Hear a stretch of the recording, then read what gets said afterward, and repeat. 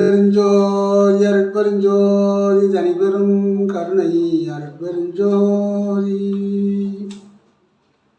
ஓம் என்றது பிராணம், பிராணவாயு, அதான் உயிர் காற்று.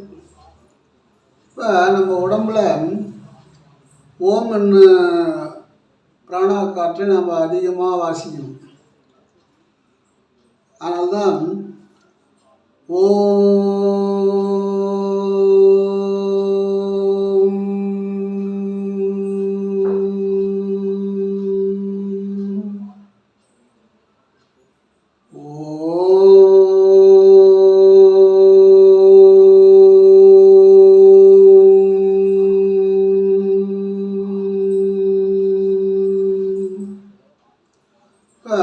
ஓம்னா ஆ உ இம், இந்த மூன்று எழுத்து சேர்ந்து ஓம். ஓம் தான் பிராணவ மந்திரம். இதை நாம் தவம் செய்கிறவங்க தவம் செய்ய போகிறோம்னா 12 முறை இதை சொல்லணும். 12 முறை சொல்லிட்டோம்னா நம்முடைய சிந்தனைகள் தெளிவாக இருக்கும். சிந்தனை ரொம்ப தெளிவாக இருக்கும். அப்போ தான் நம்ம மெடிடேஷன் செய்கிறதுக்கு நல்லாயிருக்கும். இப்படி நேராக அமர்ந்து காற்றை நாம் இழுக்கணும், முதுகுத்தொண்டு நேராக. ஆனால் எதிர்பார்ப்பு எதுவும் கூடாது. தொடர்ந்து செய்தோமானால், தொடர்ந்து நம்ம செய்யும்போது தான் நமக்கு அதனுடைய நன்மை கிடைக்கும். ஏன்னு கேட்டால், ஒரு மந்திரத்தை உபதேசம் பண்ணுறோன்னா அது 48 நாள் சொல்லுவாங்க. ஒரு விரதம் இருந்தால் 48 நாள் சொல்லுவாங்க. அவெல்லாம் அந்த 48 நாள் நாம் இந்த உச்சரிப்பை செய்யும்போது நம்முடைய சக்தி என்ன பண்ணுது, அண்டத்துலேருந்து இழுக்க ஆரம்பிக்குது. அண்டத்துலேருந்து இந்த சக்தி இழுத்து நமக்கு கொடுக்க ஆரம்பிக்குது. இப்போ 48 நாளில் நமக்கு ஒரு நல்லது நடக்கும். அதுக்கு மேலே படிப்படியாக தொழில் வளம் எல்லா நன்மையும் கிடைக்கும், உடல் நலம் ஏற்படும், இதெல்லாம் கிடைக்கும். அதனால் இந்த காற்றை மட்டும் நாம் உபயோகம் பண்ணால் கண்டிப்பாக நம்முடைய காலம் காற்றினில் தான் இருக்குது. காற்றினில் காலம் கனிந்துருகி ஆற்றலில் அமைந்த அற்பெருஞ்சோதிந்தார். காற்றினில் காலம், காலம்ன்றது ஒரு நடக்கிற நேரம். நம்முடைய காலம் காற்றில் தான் இருக்குது. அதில் கனிந்து உருகணும் அப்படின்றார். கனிந்து உருகணும்னா அப்படி சொல்லணும் 12 முறை. இந்த ஓம் சொல்லும்போது வயிறு சுத்தமாகுது, மார்பு சுத்தமாகுது, சிரசு சுத்தமாகுது, மூளை. அதான் ஆ உ யும். இந்த 3 வாக்கியத்திலே 6 சக்கரமும் வேலை செய்யுது. அப்போ 6 சக்கரத்தையும் இயக்கிறதுக்கு இந்த ஓம் என்ற காற்று சொல்லும்போது துப்புல் அடிவயிறு உள்ளே போயிட்டு வரும். அது உள்ளே போயிட்டு வரும்போது அது அந்த சக்கரத்தை போய் தட்டும், மணிப்பூரக சக்கரத்தை தட்டும். அப்போ மணிப்பூரக சக்கரத்தை தொட்டு தொட்டு தொட்டு அப்படியே நெருங்கி நெருங்கி நெருங்கி அது பழகும்போது அனைத்து சக்கரங்களும் வேலை செய்யும். 6 சக்கரங்களும் வேலை செய்வதற்கு இந்த காற்றை வாசிக்கணும். காற்றுல 10 வகை உண்டு. நமக்கு தெரிஞ்சது பிராணன், அபானம், இது 2 தான் தெரியும். பிராணன் பிறப்பு, ஒரு குழந்தை பிறகுதுன்னா பிராணன் காற்று தான் அது வெளியே தெரிய விடும். அதே போல் நம்முடைய உயிர் இருக்குதா என்று போய் பார்த்துட்டே இருக்கும். அபானம் இறப்பு, இறந்த பிறகு 48வது நாள் இந்த உடலை விட்டு வெளியே கிளம்பிடும். அதனால தான் நான் 30 நாள்னு சொல்லுவாங்க. 48வது நாள் தான் வெளியே கிளம்பும். அதான் சொல்கிறேன், கேளப்பா உகாரம் அது விந்துவாகும். கேளப்பா உகாரம் அது விந்துவாகும். கிருபை உள்ள மகாரம் அது சக்தியாகும். ஆளப்பா அகாரம் அது மூலமாகும். அப்பனே சிகாரம் அது வன்னியாகும். நாளப்பா வகாரம் அது வாசியாகும் அப்படின்றது. வசினாலும் வாசினாலும் ஒன்று தான். இப்போ எங்கே அந்த 3 எழுத்துல அகாரம் உகாரம் மகாரம் எல்லாமே இருக்குது. அதான் சொல்கிறேன், நாளப்பா பகாரம் அது வாசியாகும் அப்படின்றது. நல்லது ஒரு ஓங்காரம் நடுவில் ஆடும். இதை மூணையும் நம்ம பயன்படுத்தும் போது இந்த 3 எழுத்தை நமக்கு நல்லது ஒரு ஓங்காரம் நடுவில் ஆடும் அப்படின்றது. அப்போ நம்முடைய பாவ பதிவுகளை நம்ம சுத்தம் செய்யணும். நம்ம பாவத்திலேருந்து அதான் பாவ பதிவுகளை சுத்தம் செய்யணும்னு சொல்லுவாங்க. அப்போ என்ன செய்யணும்னு கேட்டால், இப்போ நம்ம வந்து காற்றை இழுக்கணும். காற்றை இழுத்து லேசாக இழுத்து அதை வந்து விடும்போது லேசாக விடணும். இழுக்கும்போது லேசாக இழுக்கணும், விடும்போது லேசாக விடணும். அப்போ என்ன நினைக்கணும்னு கேட்டால், என் உடலிலே இருக்கின்ற பாவப்பதிவுகள் அனைத்தும் வெளியேற வேண்டும். என் உடலிலே இருக்கின்ற தேவையில்லாத எண்ணங்கள் வெளியேற வேண்டும் அப்படின்னு நினைக்கணும். அப்படியே இழுக்கணும். அப்படி இழுக்கணும். விடும்போது விடணும். அந்த விடும்போது என்னுடைய உடலில் இருக்கக்கூடிய தேவையில்லாத பதிவுகள் வெளியேறணும். ஆழ்மனதில் நடுமனதில் பதிஞ்சிருக்கும். ஆழ்மனதில் இருக்கிறது தான் ரொம்ப நாள் பதிவுகள் இருக்கும். நம்ம குழந்தையாக இருக்கும்போது என்ன நடந்திருக்கோம் அந்த பதிவுகளும் அதில் இருக்கும். அப்போ தேவையில்லாத பதிவுகளை குப்பைகளை நாம் வெளித்தள்ளணும்னு சொன்னால் அது வாசி தான். அந்த வாசியை பயன்படுத்தினால்தான் ஓங்காரம் நடுவில் ஆடும் அப்படின்றார். அப்போ இந்த காற்றை வந்து ஒரு 12 முறை அந்த மாதிரி இழுக்கணும். லேசாக இழுக்கணும், லேசாக விடணும். அவ்வளோதான். விடும்போது ஞாபகமாக சொல்லணும். என் உடலிலே, என் மனதிலே, என் ஆழ் மனதிலே பதிஞ்சிருக்கக்கூடிய தேவையில்லாத பதிவுகள், காம குரோதம் மத மாச்சரியம் எதுவுமே இந்த அடுத்தவங்களை துன்புறுத்தக்கூடிய எண்ணங்கள், அந்த பதிவுகள்லாம் என்னை விட்டு விலகணும் அப்படின்னு நினைக்கும்போது, அதான் ஒரு காற்று என்ன பண்ணணும், செய்தியை உள்ளே கொண்டு போகும். நம்ம சொல்கிற செய்தியை இன்னொரு காற்று செய்தியை எடுத்துகிட்டு வெளியே வந்துடும். விடும்போது நம்ம சொல்கிறத அதை எடுத்துகிட்டு போய் விடும்போது நம்ம வெளித்திடும். இப்படி நம்முடைய பாவப்பதிவுகளை 12 முறை ஒரு நாளைக்கு செய்யணும். கையில் எண்ணிக்கணும். இப்படி கையில் இந்த பக்கம் 1 2 3 4 5 6 7 8 9 இந்த பக்கம் என்ன 10 11 12. இப்போ ஒரு விரல் முடிஞ்சு இன்னொரு விரல் இல்லை 3 என்ன போதும் 12. அப்படி செய்யும் பொழுது நம்முடைய பாவங்கள் பதிவுகள் சரியாயிடும். அதன் பிறகு நேராக நிமிர்ந்து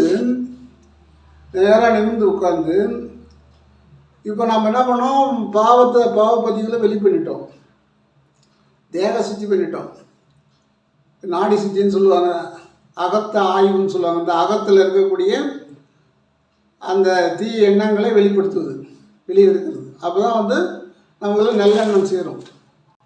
நல்லவங்களோட நல்லவங்க சேர்ந்த மாதிரி நல்லெண்ணம் சேரும். அதனால் நல்ல எண்ணங்கள் சேரும்போது, பிறருக்கு நன்மை செய்யணும் என்ற எண்ணங்கள் வரும்போது தான் நீ இறைநிலையை அடைய முடியும். ஆனால் அந்த குப்பைகளை வெளியேற்ற வேண்டும் அப்படின்றது தான் அந்த காற்றை வந்து சொல்கிறேன். காற்றினில் காலம் கருதுரும் அனைத்தும் ஆற்றலில் அமைந்து அற்புரிஞ்சது. உன்னுடைய ஆற்றலில் அந்த காற்று அமைஞ்சிருக்கு. அந்த நீ சொன்னீங்கன்னா அதை வந்து வெளியேற்றிடும். இப்போ குப்பை பெருகிடும், குப்பையெல்லாம் வெளியே வந்துடும்.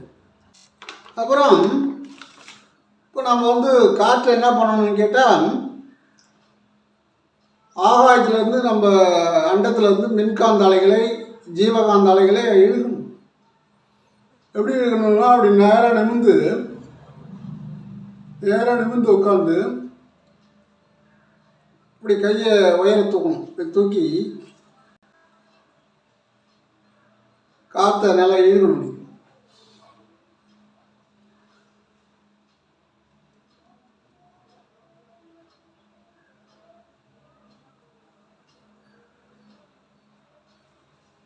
இப்படி அங்கேருந்து அண்டத்திலேருந்து வரக்கூடிய அந்த மின்காந்த அலைகளை, ஜீவகாந்த அலைகளை,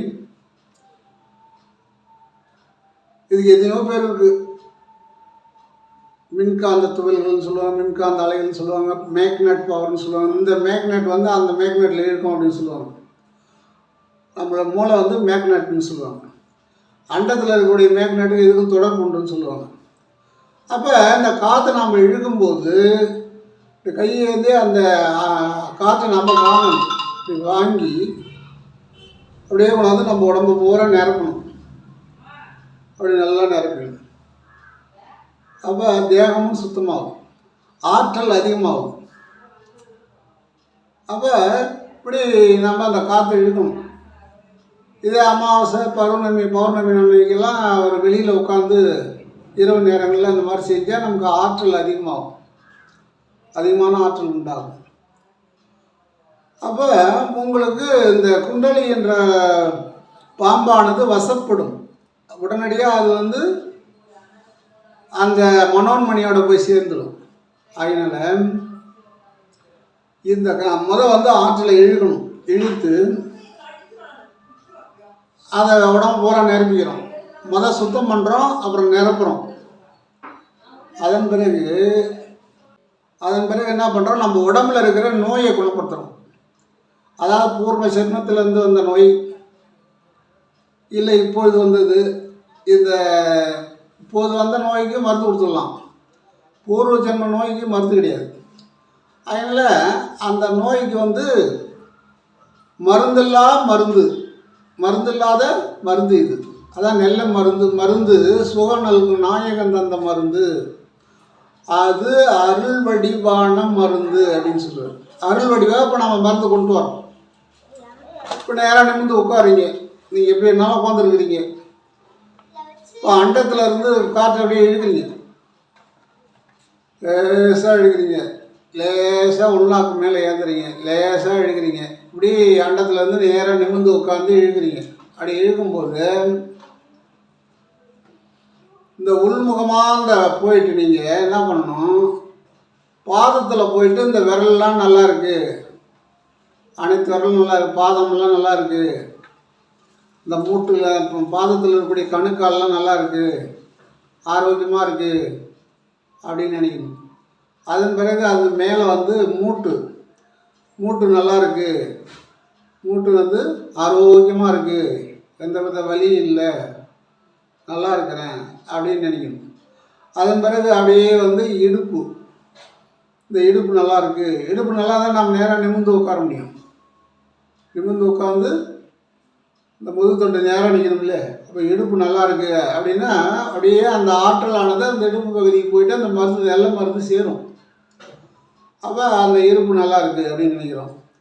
அதன் பிறகு மர்ம உறுப்புகள் நல்லா இருக்குது, ஏன்னா அதில் நிறையா இப்போ நோய் வருது, அது ஆரோக்கியமாக இருக்குது, நல்லா இருக்குது அப்படின்னு நினைக்கணும். அதுக்கு மேலே தொப்புள், மணிபூரகம், அது நல்லா மணிபூரக சக்கரம் நல்லா இருக்குது, என்னுடைய பெருங்குடல் சிறுங்குடல் நல்லா இருக்குது, ஆரோக்கியமாக இருக்குது, கல்லீரல் மண்ணீரல் கிட்னி எல்லாமே நல்லா இருக்குது,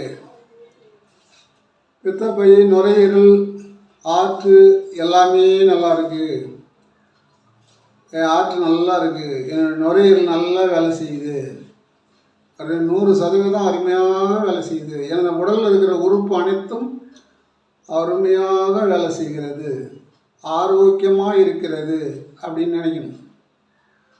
அது மாதிரி தொண்டை விசுத்தி, தொண்டையில் வந்து என்னுடைய தொண்டை ஆரோக்கியமாக இருக்குது, எந்த வித இதுவும் இல்லை, நல்லா ஆரோக்கியமாக இருக்குது.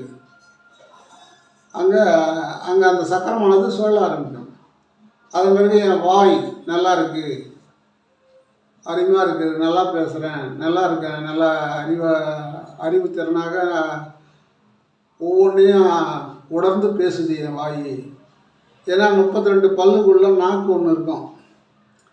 அந்த நாக்கு வந்து பிசந்துடுதுன்னா நமக்கு தொல்லை வந்து கொடுத்துரும். அதான் சொல்லுவாங்க, நாக்கில் தான் இருக்குது சனி அப்படின்வாங்க. ஏதாவது ஒரு தவறாக பேசிட்டா நம்ம மாட்டிக்குவோம்.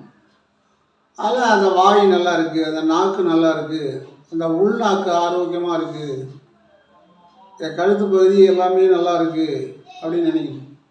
அது மாதிரி என் மூக்கு நல்லா ஆரோக்கியமாக இருக்குது, என் மூக்கு நல்லா எந்த அடப்பும் இல்லை, நல்லா பிராணனை உள்ளே இழுக்குது, நல்லா பிராணனை வெளியே தள்ளுது, பிராணனை உள்ளே இழுத்து கார்பன் டை ஆக்சைடு விஷ காற்று வெளியே தள்ளுது, தேவையில்லா பதிவுகளை வெளித்தள்ளுது, என் மூக்கு ஆரோக்கியமாக வேலை செய்யுது அப்படின்னு நினைக்கணும். என்னுடைய உள்நாக்கு நல்லா வேலை செய்யுது, அந்த உச்சிக்கு கீழே இருக்கிற ஊசி முனை வாசல் நன்றாக வேலை செய்கிறது அப்படின்னு. அப்புறம் எனது கண் நல்லா இருக்குது, என் கண் வந்து ஆரோக்கியமாக இருக்குது, நல்லா பார்வை தெரியுது, பார்வை அருமையாக இருக்குது, நல்லா இருக்குது அப்படின்னு நினைக்கணும். அதன் பிறகு என்னுடைய புருவ மத்தி, அதாவது சிற்சபை நன்றாக ஒளி வீசுகிறது, நன்றாக செயல்படுகிறது அப்படின்னு நினைக்கணும். அதன் பிறகு மேலே சகஸ்கிராமம் இந்த இடத்துக்கு போயிடணும். அது துரியத்துக்கு மேலுன்னு சொல்லுவாங்க. அந்த இடத்துல நல்லா இருக்குது, பெருமூளை சிறுமூளை நல்லா இருக்குது, தமனி நல்லா இருக்குது. இப்படி இப்போ நம்ம உள்முகமாக நம்முடைய உறுப்புகளை நினைத்து நினைத்து ஆரோக்கியமாக இருக்குது, நல்லா இருக்கிறேன், இப்படி நம்ம பாசிட்டிவாகவே பேசும்போது, பாசிட்டிவாகவே நினைக்கும்போது நம்முடைய உறுப்புகள் அருமையாக வேலை செய்யும். அப்போ மருந்து இல்லாத மருந்து. என் காது நல்லா இருக்குது, காது நல்லா கேட்குது, காது நல்லா அருமையாக இருக்குது. அப்போ ஒவ்வொரு உறுப்புக்கும் அந்த ஆற்றலை கொடுத்து, மருந்து இல்லாத மருந்து கொடுத்து நாம் சரி செய்து கொள்ளலாம். அப்போ இதுக்கு பேர் தேக சுத்தி, நாடி சுத்தின்னு சொல்லுவாங்க. அப்புறம் முன்வினை பதிவுன்னு சொல்லுவாங்க. இதெல்லாம் சரியாயிடும். அப்புறம் வள்ளல்பெருமான் என்ன செய்கிறாரு, ஒரு கல்யாண வீட்டுக்கு போகிறார். அதாவது சபாபதி முதலியார் வீட்டில் ஒரு கல்யாணம். அதனால் அவருடைய ஆர்வி நண்பர் வள்ளல் பெருமான்.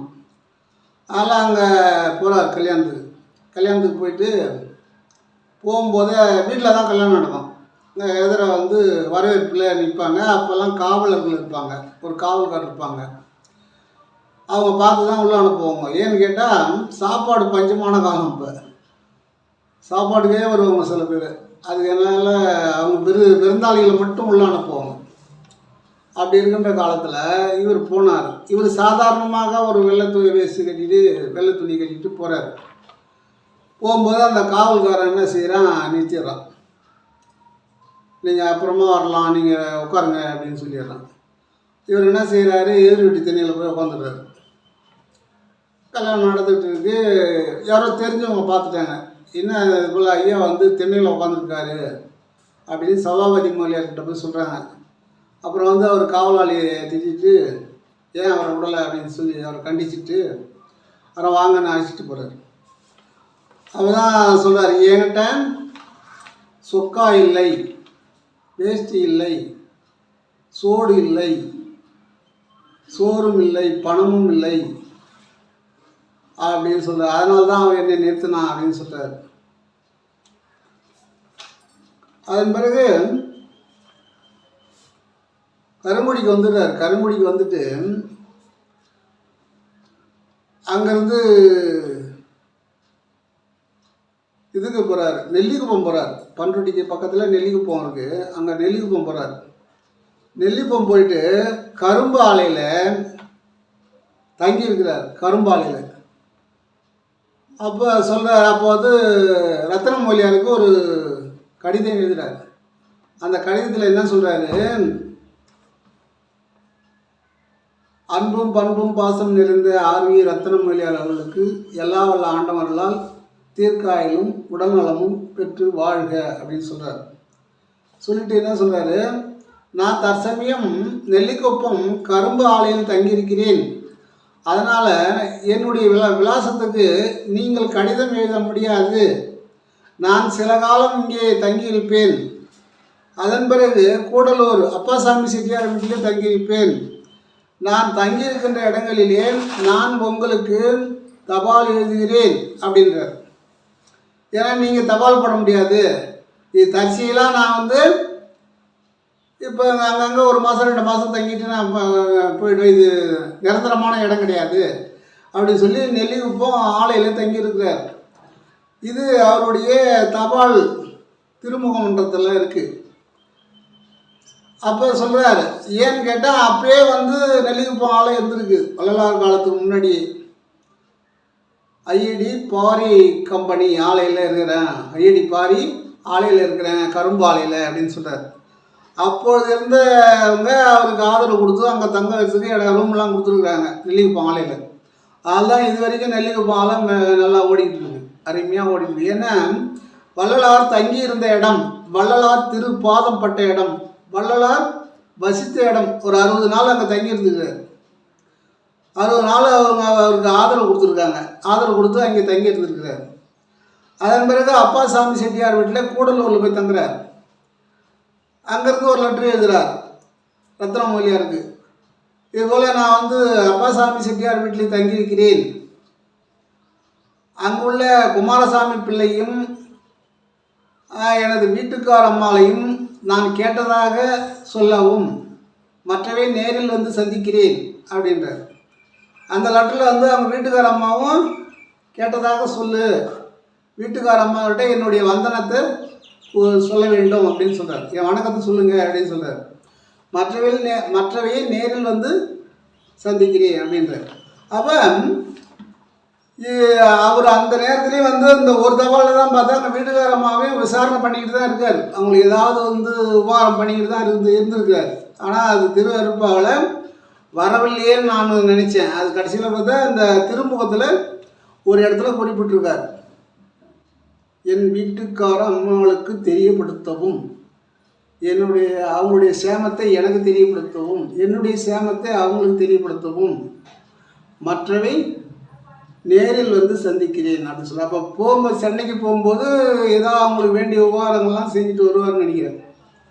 ஏன்னா அதுதான் விட்ட குறை தொட்ட குறைன்னு சொல்லுவாங்க. அது தொட்ட குறைக்காக ஏதாவது அந்த உபகாரம் பண்ணிக்கிட்டு தான் இருந்துருக்கிறார். இந்த தபாலில் பார்த்தா நமக்கு தெரியுது. அதுபோல் அவர் என்ன சொல்கிறாரு, அதன் பிறகு ஒரு கடிதம் ஒன்று எழுதுகிறார். ஏன்னா ரத்னமொழியார் கேட்டுக்கிறார், இதுபோல் இங்கே உள்ள ஒருவருக்கு சிக்கல சக்தி குறைவாக உள்ளது, அவர்களுக்கு இல்லறத்தில் வந்து அவங்களுக்கு சிக்கல சக்தி இல்லை அப்படின்னு சொல்கிறார், குதிரபாயங்கள் இல்லை அப்படின்னு சொல்கிறார். ஒரு லெட்டர் எழுதுகிறார். அப்படி எழுதும்போது ஒரு இல்லறத்துக்கு தாம்பத்தியம் என்பது அது அருமையாக இருக்க வேண்டும், அதுதான் வந்து சிறப்பாக இருக்கும், அதுதான் அதனுடைய மழலை செல்வங்கள் வீரியமாக இருக்கும், அறிவாளியாக இருக்கும். அப்படி சுக்கில விருத்தி இல்லாதவர்களுக்கு தாம்பத்தியம் என்பது இருக்காது அப்படின்னு சொல்கிறார். அது என்ன சொல்கிறாரு, ஒரு 2 வைத்தியம் சொல்லி அனுப்புகிறார். சொல்லி இதை செய்யுங்க, எல்லாம் உள்ள இறைவனை வந்து பிரார்த்தனை பண்ண சொல்லுங்கள், பிரார்த்தனை பண்ணும்போது சரியாகும் அப்படின்னு சொல்கிறார். அப்போ என்னன்னா நம்ம சாப்பிடக்கூடிய பொருள் தான் அதை சொல்கிறார். பூனைக்காளி, அப்பத்தி தமிழில் அது ஒரு மாதிரியே இருக்குது. பூனைக்காளி, நீர்முள்ளி, ஜாதிக்கான்றது அரைக்கா ஒருக்கா தான் சேர்க்கணும். பூனைக்காளின்றது சமையடைன்னு சொல்லுவாங்க. எல்லாமே 50, 50னா 50, 50, 100னா 100. நிலப்பனை, மதனகாம பூ, இது நெய்யிலே சமையடையாக எடுத்து நெய்யிலே வறுத்து இடித்து மழை நீரிலே லேக்கியம் கிண்டி கொடுங்கள் அப்படின்னு சொல்கிறார். காலை மாலை பிரார்த்தனை பண்ணுங்கள் இறைவனை அப்படின்னு சொல்கிறார்.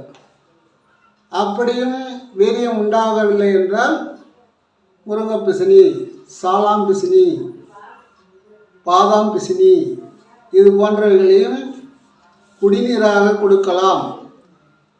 சாலாம் பிசினியை பொடியாக்கி கொடுக்கலாம் அப்படின்னு சொல்கிறார். அது சாலாம் பிசினி ஒரு மிளகேடை கொடுத்தால் போதும், பாதாம் பிசினி ஒரு 10 கிராம் கொடுக்கலாம், முருங்கை பிசினி 10 கிராம் கொடுக்கலாம். அதெல்லாம் வந்து நீரில் ஊற வச்சு கொடுக்கணும், குடிநீராக கொடுக்கணும். இப்படி கொடுத்தீங்கன்னு சொன்னால் அவங்களுக்கு அந்த விருத்தி சுக்கிர விருத்தி உண்டாகும், தாம்பத்தியம் மேம்படும் அப்படின்னு சொல்கிறார். இதை மட்டும் செய்யுங்கள், இறைவனை இடவிடாமல் பிரார்த்தனை செய்யுங்கள், பிரார்த்தனையே வந்து வெற்றி பெறும். அதுக்கு பிரார்த்தனையும் வேணும், நமக்கு தேகத்தில் சக்தியும் வேணும். அதனால் நீங்கள் இதை சரி செய்யுங்கள் அப்படின்னு சொல்கிறார்.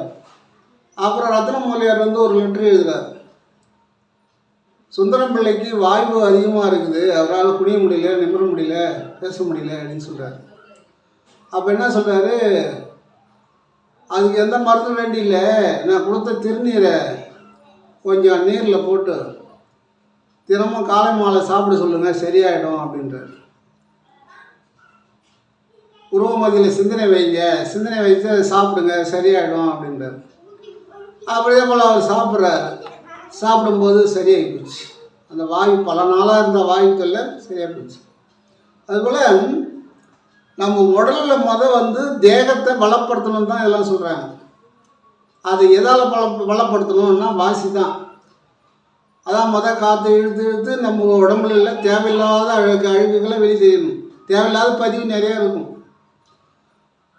8000 சிந்தனை அது மாடலில் பதிவாகியிருக்கும். இந்த மெமரி கார்டில் பதிவு பண்ணி வச்சுக்கிறோம். அந்த மாதிரி அந்த பதிவுகளை வெளிப்படுத்த வேண்டும்.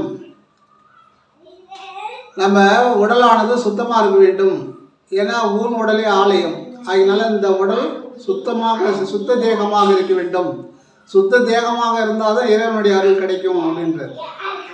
இறைவனுடைய அருளை பண்ணணும்னு சொன்னால் சுத்த தேகம் வேண்டும் அப்படின்றது. அப்போ இந்த காது சுத்தம் பண்ணுறது ஒரு பெரிய விஷயம் இல்லை. அதில் பேதி சாப்பிட்றது குடலை சுத்தப்படுத்தும்.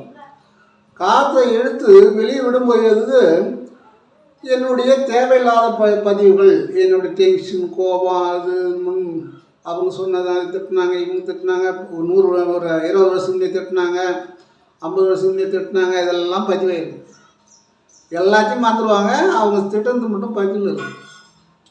அதான் தீயினால் சுட்ட புண் உள்ளாரும், நாவினால் சுட்டவடு ஆறாதே அப்படின்னும் வள்ளுவர் சொன்னார்.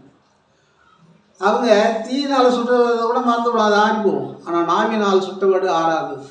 அதுபோல் பல வருஷங்கள் முன்னே யாராவது திட்டிருப்பாங்க, ஐயோ இப்படி கேட்டானே, இப்படி போனானே, அப்படி செஞ்சானே அப்படின்னு அது பதிவு அப்படியே ஆழ் மனசில் பதிஞ்சிடும். அதுதான் தேக சுத்தி வாசியாலே செய்யலாம். இது சித்தர்கள் ஞானிகள் கண்டுபிடிச்சது தான் அப்படின்னு சொல்கிறாரு. எல்லோரும் முன்னோர்கள் பிடிச்சது தான் இது. நீங்கள் வாசியாலே இதை தினமும் பழகணும். ஒரு நாள் பத்தாது. தினமும் அந்த முதல்ல ஆரம்பம் ஆகும்போது இந்த காற்றை உள்ளே இழுக்கணும். வெளியே விடும்போது தேவையில்லாத பதிவுலாம் வெளியே போகிற மாதிரி நினைக்கணும். அது தேவையில்லாத பதிவுலாம் வெளியே போகிற மாதிரி நினைக்கணும். உள்ளே இழுக்கும்போது அமைதியாக அப்படியே உள்ளே இழுக்கணும் நல்ல காற்று.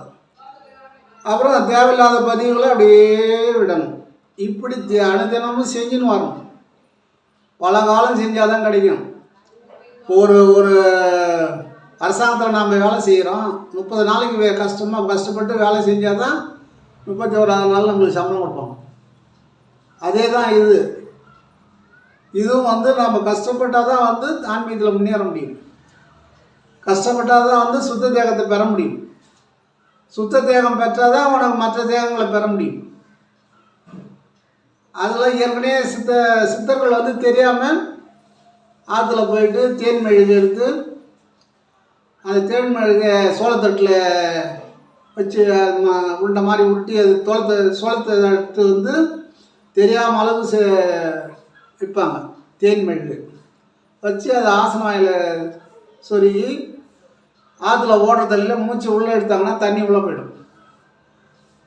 அப்புறம் அந்த தட்டை எடுத்துகிட்டு அதன் பிறகு அப்படியே கொஞ்சம் நாளி அந்த ஆற்று மணலில் பிறலுவாங்க. இப்படி பிறண்டாங்கன்னா அங்கே அந்த மலைக்குடலில் எங்கெங்கே ஒட்டிருக்கு அந்த பழைய மலமெல்லாம் இப்போ வெளியாகிடும். அதை சரியாயிடும் பிறலும் போது. பிறண்டு மீண்டும் அதை வெளிப்படுத்துவாங்க. இப்படிலாம் தேக சுத்தி பண்ணவங்க இருக்கிறாங்க. துணியை நாக்கு வாய் வழியாக உள்ளே அனுப்பி தேக சுத்தி பண்ணவங்களாம் இருக்காங்க. அதுபோல் யாரும் செஞ்சிடாதீங்க. அதுபோல் செய்யக்கூடாது. இப்போ வள்ளலார் சொல்கிறது என்னென்னா காத்தாலே தேக சுத்தி பண்ணலான்றார். உங்கள்கிட்ட இருக்கிற தேவையில்லாத எண்ணங்கள், தேவையில்லாத பேச்சு, நெகட்டிவான பேச்சு இதெல்லாம் வெளியானாலே தேகம் சுத்தமாகிடும். அதனால் இதெல்லாம் தேவையில்லை. அதெல்லாம் ரொம்ப கஷ்டமான இல்லை. அவங்க செஞ்ச காலத்தில் அவங்க அவங்களுக்கு தெரிஞ்சதை அவங்க செஞ்சாங்க. தேக சுத்தின்னா அதுதான். ஆனால் நீங்கள் 3 மாதத்துக்கு ஒரு முறை சாப்பிடுங்க, வேதியை சாப்பிடுங்க, குடலை சுத்தம் பண்ணுங்கள். குடல் சுத்தமானால் உடல் சுத்தமாகும், உடம்புக்கு நோய் வராது. தேகம் சுத்தமானால் இறைவனுடைய ஆற்றல் பெருகும். ஒரு பாத்திரம் இருக்குதுன்னா அது நல்லா சுத்தப்படுத்தினா தான் அதில் பால் வாங்கி வைக்க முடியும். தண்ணி கூட வச்சிடலாம். பால் வைக்கணும்னா அந்த பாத்திரம் நல்லா சுத்தமாக இருக்கும். அதுபோல் இந்த பாத்திரன்ற உடம்பு சுத்தமாக இருந்தால் தான் இறைவனுடைய மின்காந்த அலைகள் வந்து அப்படியே தங்கும். அதன் பிறகு தான் உனக்கு நீ சொல்வதெல்லாம் நடக்கும். அப்போ தான் நீ எதை நினைக்கிறியோ அதன்படி நடக்கலாம். எப்படி உயிர் எண்ணின அப்படியே அப்படின்றவராகும். நீ மறையணும்னா மறையலாம், சமாதி ஆகணும்னா சமாதி ஆகலாம், இல்லை எல்லாருக்கும் நன்மை செய்யணும் செஞ்சுக்கலாம், யாருக்கு வேணாலும் நன்மை செய்யலாம். சில சித்தர்கிட்ட போவாங்க, எனக்கு இது குரங்கு அது குரங்கு மக்கள் சொல்லுவாங்க. சரி அங்கே போய் சரியாயிடும், இத்தனை நாள் சரியாயிடும்னு சொல்லுவாங்க. அதில் மக்களுக்கு நன்மை செய்யலாம். ஆனால் தன்னுடைய பணி செஞ்சுக்கிட்டு தான் இல்லை செய்யணும். இந்த தவம் அதிகமாக செய்யணும்னு சொன்னால் இது ஆரம்பத்தில் பட்டும் படாதமாக இருங்க அப்படின்றார். எப்படி ஆரம்ப காலத்தில் கற்றுக்கொள்ளுங்கள், 1வது படிக்கிற மாதிரி. 60 வயசு மேலே இது வந்து அதிகமாக பயன்படுத்துங்க. ஏன்னா அன்னைக்கு போயிட்டு பயன்படுத்துறது உங்களுக்கு சிரமமாக இருக்கும். இப்போயே அதை வந்து கொஞ்சம் தொட்டுக்கிட்டே இருங்க. அப்போ சர்வீஸ் உங்களுக்கு அதிகமாகிடும். அப்போ நீங்கள் 60 வயசு மேலே குடும்பத்திலேருந்து வெளியே வந்த பிறகு நீங்கள் இந்த யோகத்தை அதிகமாக செய்யலாம். அப்பொழுது தான் குண்டலினி சக்தியை மேலே ஏற்றணும். அது வரைக்கும் நீங்கள் இளம் வயசுக்காரங்க குண்டலினிலே மேலே ஏற்றக்கூடாது. ஏன்னா அவங்க வந்து இல்லறத்தை விட்டு துறவரம் போயிடுவாங்க. அதனால் இதுக்கு ரெடி பண்ணிக்கிட்டு இருங்கன்னு சொல்கிறார். உடலை சுத்தம் பண்ணுங்கள், மனசை சுத்தம் பண்ணுங்கள், நல்லது பேசுங்க, நல்லது செய்யுங்க, உங்கள் வேலையை வீட்டு வேலையை உங்கள் தொழில் பாருங்கள், 4 பேருக்கு நன்மை செஞ்ச மாதிரியே இருங்க. அதன் பிறகு கடைசி கட்டம் முடிவான முடிக்கு வரும்போது தான் ஆதாரங்களை கடந்து மேலே போகிறது. அதான் மேலே போனவங்க கீழே வரமாட்டாங்கன்னு சொல்லுவாங்க. மேலே போயிட்டு கீழே வரமாட்டார். அவர் கீழே வந்தால் சிசு, மேலே போனால் நெருப்பு. அதனால் இது இளம் வயசுக்காரங்க தெரிஞ்சுக்கணும். வாசி யோகம் பண்ணணும், உடலை சுத்தம் பண்ணணும், அவ்வளோதான். நல்லா காற்று இழுக்கணும், உடம்பை சுத்தம் பண்ணிக்கணும், அவ்வளோ. அப்படியே அதுவும் போதும். அடுத்த ஆதாரங்களை ஏற்றுறதுலாம் வந்து அது காலம் வரும்போது செஞ்சுக்கலாம்.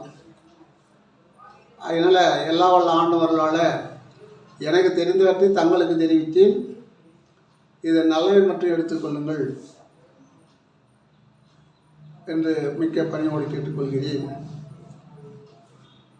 அருட்பெருஞ்சோதி அருட்பெருஞ்சோதி தனிப்பெரும் கருணை அருட்பெருஞ்சோதி.